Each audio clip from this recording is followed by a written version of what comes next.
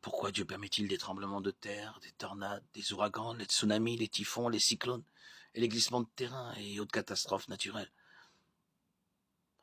La tragédie du tsunami en Asie, fin 2004, l'ouragan Katrina au sud-est des États-Unis en 2005,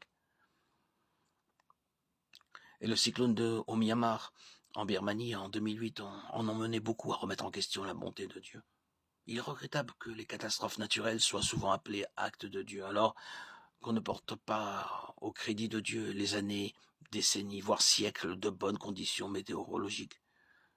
Dieu a créé l'univers et les lois de la nature. Genèse 1:1. La plupart des catastrophes naturelles sont une conséquence de ces lois.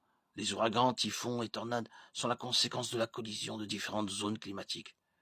Les tremblements de terre sont le résultat de la dérive des plaques tectoniques. Les tsunamis sont provoqués par un séisme sous-marin. La Bible proclame que Jésus-Christ est souverain sur toute la nature. Colossiens 1, 16, 17. Dieu pourrait-il empêcher les catastrophes naturelles? Absolument. Influence-t-il parfois la météo? Oui.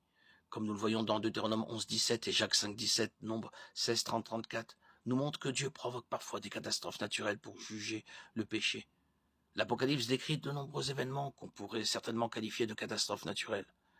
Apocalypse 6, 8, 16. Toutes les catastrophes naturelles sont-elles des punitions de Dieu? Absolument pas.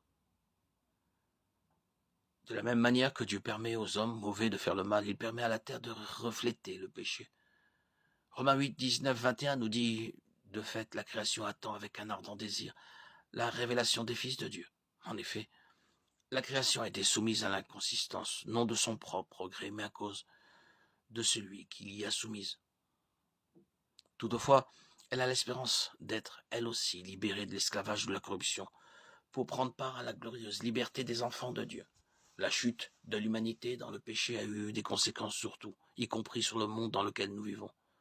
Tout dans la création est soumis à la vanité et à la corruption. Le péché est la cause ultime des catastrophes naturelles ainsi que de la mort, de la maladie et de la souffrance.